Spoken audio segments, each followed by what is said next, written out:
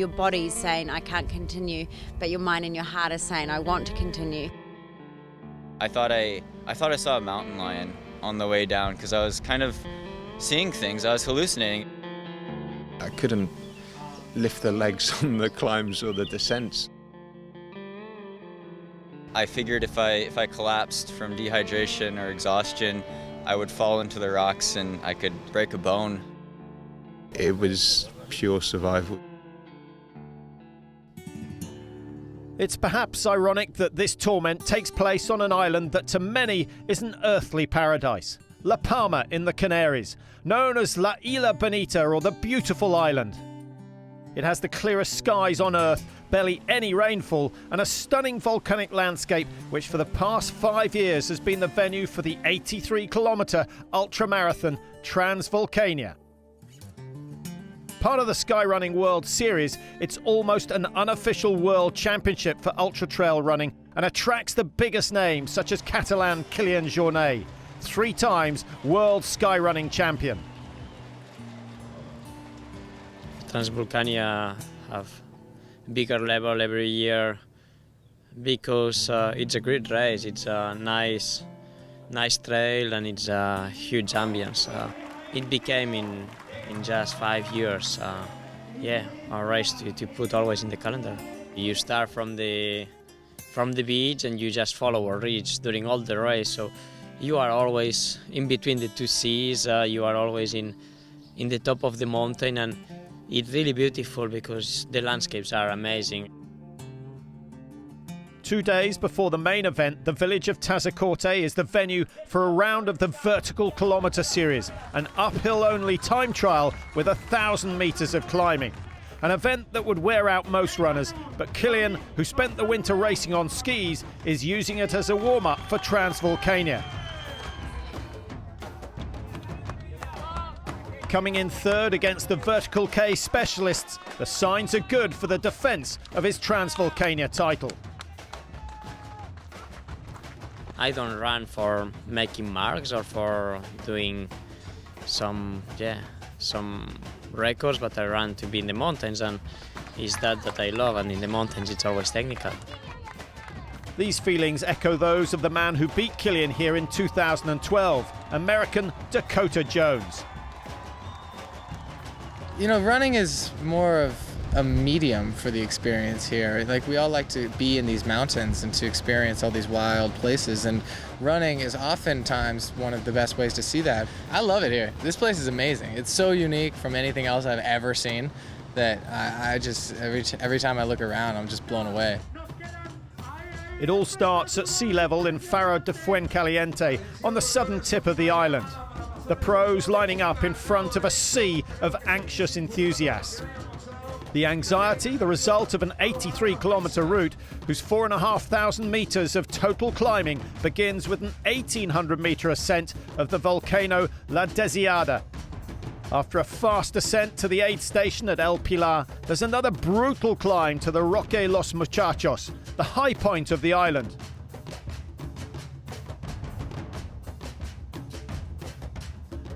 A 2,500-metre descent to Tazacorte follows before a final 5-kilometre sting in the tail as the runners stagger back uphill to the finish in Los Llanos. Tailender or top runner, taking on this event has big rewards, but it's always an ambitious undertaking. It was really, really exciting. It just lots of runners, all with head torches, kind of music blaring out. It was, just everyone's really excited and anxious to get going. Tom's in amongst the star runners and aims to stay there. As the charge begins, the challenge is to be amongst the first when the road narrows to a mountain track.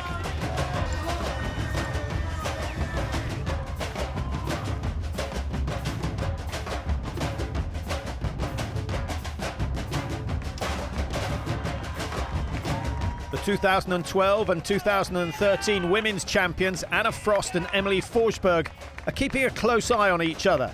Barring accident or injury, one of these two will win. But there's nothing to choose between the Swede and the New Zealander, both former world champions. It very, very start of the race is really crazy because everyone sprints and then walks.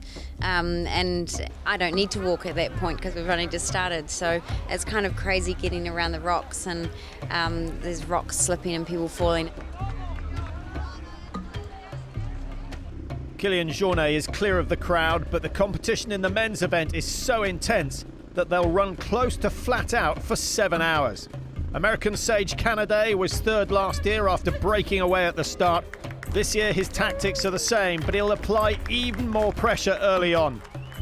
And he's succeeding as they reach the crowds in the first town of Los Canarios. A few seconds behind, but is Kilian bothered at this stage? Another top Spanish athlete, Luis Alberto Hernando, takes advantage of the aid station to refuel. He was second a year ago and is racing alongside USA's Timothy Olsen, who finished fourth. 2 more names that could win this event this year. Anna Frost leaves Los Canarios and there's no sign of her main rival, Emily Forsberg. That's crazy down there. Good though, a nice breeze. A long way to go.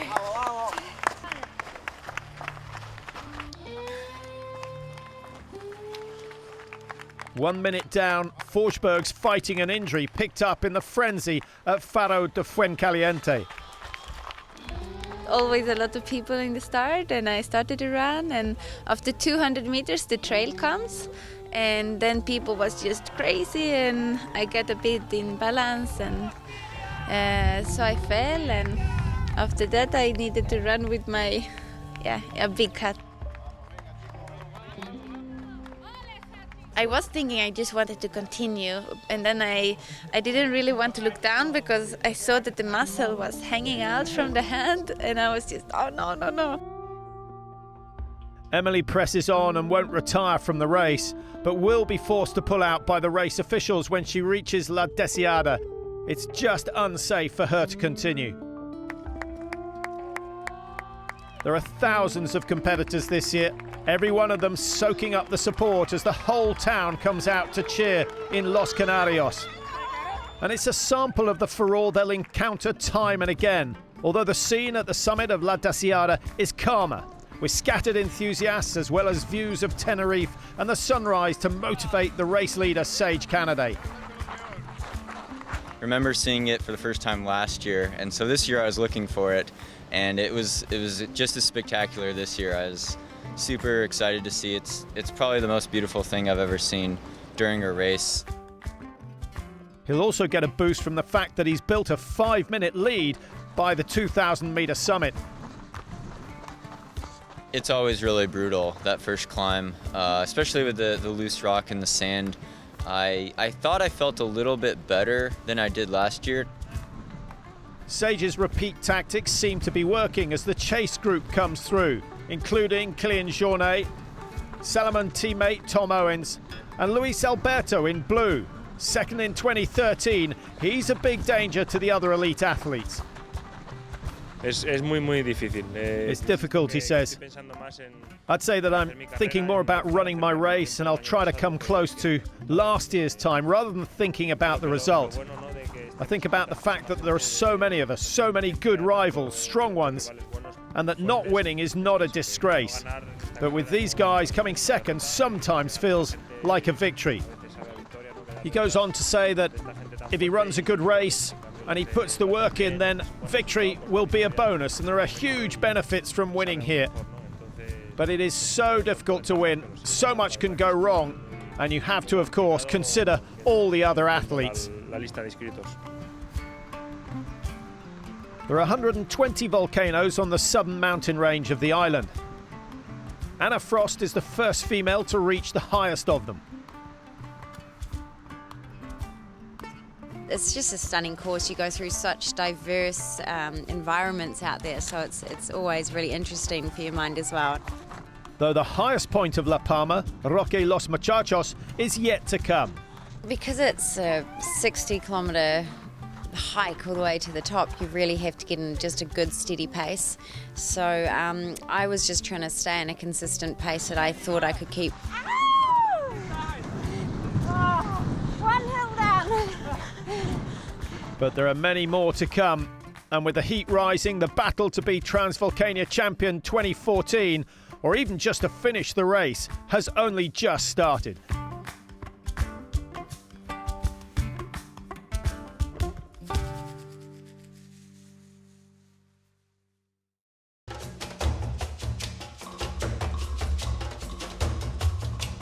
Welcome back to La Palma in the Canary Islands and the Transvulcania Ultramarathon.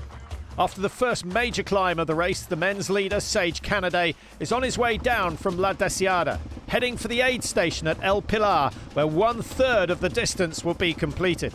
He's a 2:15 marathon runner and using his leg speed on the flat to fight Kylian Jornet's mastery on the technical sections. It's a strategy he used last year when he finished third. This time, he hopes to keep the Spanish runners behind him. Then I knew right after about 30K, Kylian and Luis were gaining on me really fast.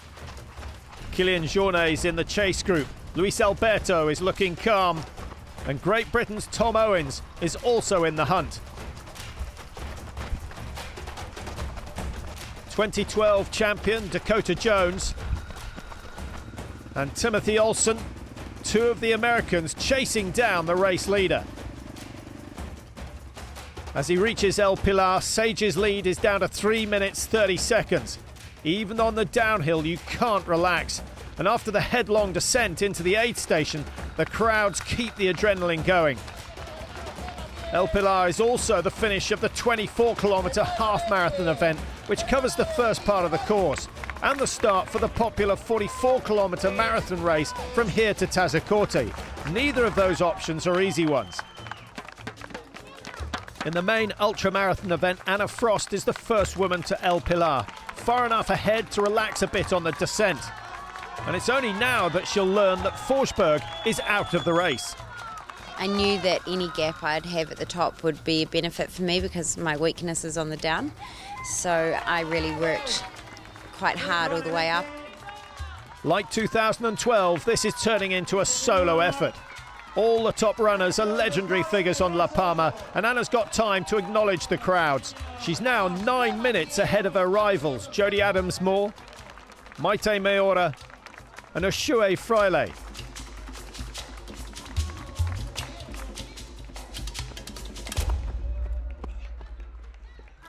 After El Pilar, the course runs along the rim of Caldera de Tabriente, the remains of an ancient volcano and the world's largest erosion crater with a diameter of 29 kilometres and walls up to 2,000 metres deep. The course takes the competitors along the edge of these cliffs via many other summits to the high point of La Palma, Roque Los Muchachos. Still 27 kilometres from there, the chase pack smell blood. When we start climbing to the volcano, we knew that the Sage was 3 minutes in front, so with Luis we started to run a bit faster.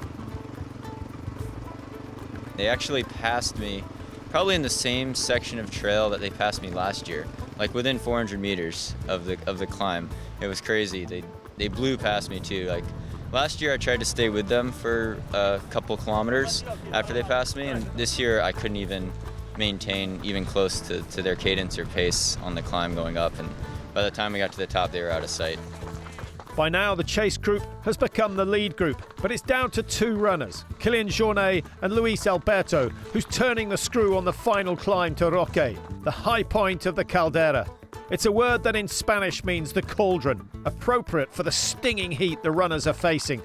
Sage is still in third at the 2,423-metre high point of La Palma, with plenty of the island's residents out to cheer and help cool the runners down. The water over your head was a lifesaver. I started doing that, I think, at the top and then on the descent, and that would feel the best. Besides just drinking water and trying to eat some bananas or some food, the dumping water on my head was just the best thing ever. It was so refreshing, and it just felt so good. Tom Owens is fifth at Roque, and for a man who usually races in the mud and mist of English mountains, this is new terrain. It was a strange one actually, because I started to get some cramp really early on, just when it was when we were going down to El Pilar, which is even before that. Kind of had to bear that in mind, but then it's quite a lot of flat running for a section, which was fine.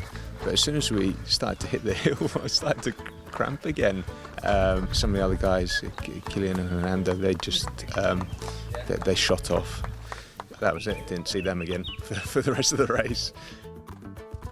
The skies here are the clearest in the world, and many scientific institutions keep observatories on the edge of the caldera.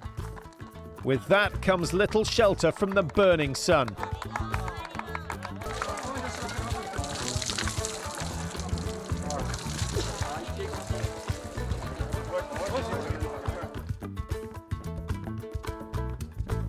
Even the downhills don't provide a rest, especially when they come in pounding 2,500 metre chunks, testing knees and ankles to twisting point on the descent back to the sea at Tazacorte.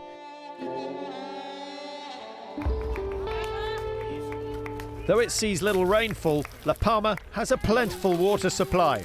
Luis Alberto, Kilian and the rest of the leaders need every drop they can get on the descent.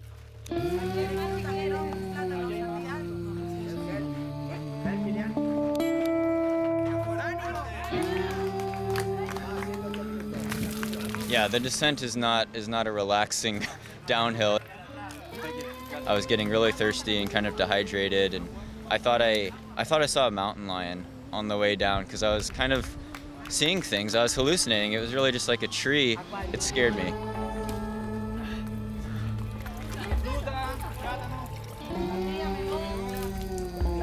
I was absolutely gasping for water. For the rest of the race, I just couldn't drink enough. Really strange feeling, just kind of drinking and never quenching that thirst. Down in Tazacorte, eyes are on the mountainside for the first sign of the leaders. When the town comes into sight for the runners, there's still 600 metres to descend on spectacular switchbacks cut into the cliffside high above the Atlantic Ocean. It's long because you see that the beach and the sea is there, and it's you spend so many minutes to go down, but it's a nice moment because you hear all the people that it's down, and it's so many spectators down.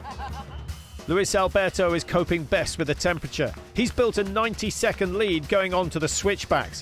One false move here and a runner could fall 1,000 feet into the sea. The brain senses this, and it's easy to get a feeling of vertigo.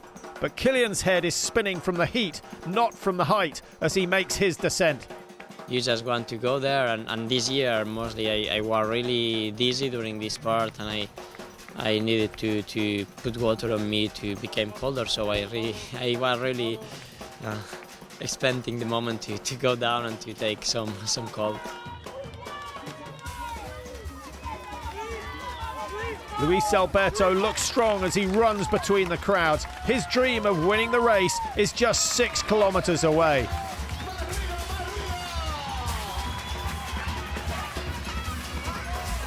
And Kilian Jornet looks to be struggling more and more.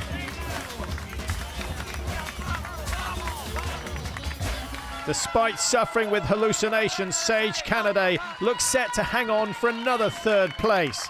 But as he reaches Tazacorte, the crowds near the finish in Los Llanos are already more than warmed up for the arrival of the winner. In 6 hours, 55 minutes, Luis Alberto Hernando is yet another Spanish victor in Spain's classic race. A minute behind Kilian Jornet's course record, but he's the only runner to break 7 hours this year.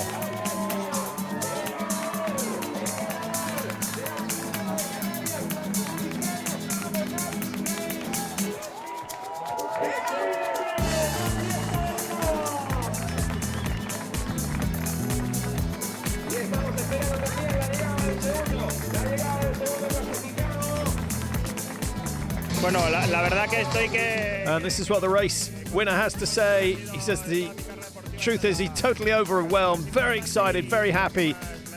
He says of his entire sports career, this has been the most important race and the one that makes him happiest to win. For himself and all the people who've helped him, and there are a lot of them, they really deserve this victory.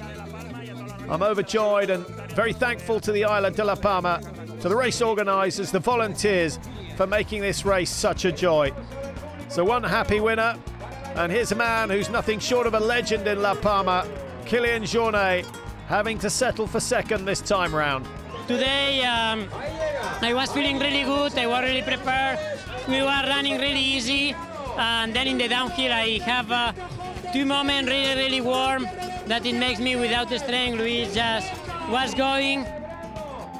What an effort from Sage Canaday. He continues the USA's success in this event. One day perhaps he'll join Dakota Jones as an American winner. Very pleased. In this competitive field, I think it's a lot more competitive than last year, so I was really fortunate to hold on. I thought I'd get past for sure in the end, but I didn't. It's so electric, so exciting. Everyone's so supportive on the course. It really helps you finish hard. Andy Simmons, second in 2012, remains the best British result. Training partner Tom Owens hangs on for 6th in 2014. It was survival and a very brutal race, but what an experience. Could it be a course record for Anna Frost in the women's race? When I got to the final road, there was so many people cheering and shouting, so I was doing high fives along that long, seems like 10 kilometres long, it just keeps going. And it wasn't until I got into the final sort of part, into the finish, that people were screaming. They were screaming anyway, but go, go, go. So I was thinking, why are they screaming so much at me? I mean, okay, I'm going, but then when I finally got to the last straight and I saw the official clock, I thought, I better go. So a time of 8 hours, 10 minutes and 40 seconds. She's just inside her own best time and crosses the line to be greeted by Emily Forsberg, who had to withdraw in the early stages. As the winners cross the line, many of the rest are less than halfway through. Some will need every second of the 18-hour time limit to make it. And if it wasn't for the support, some might not get there at all. By now, every runner still going is a legend.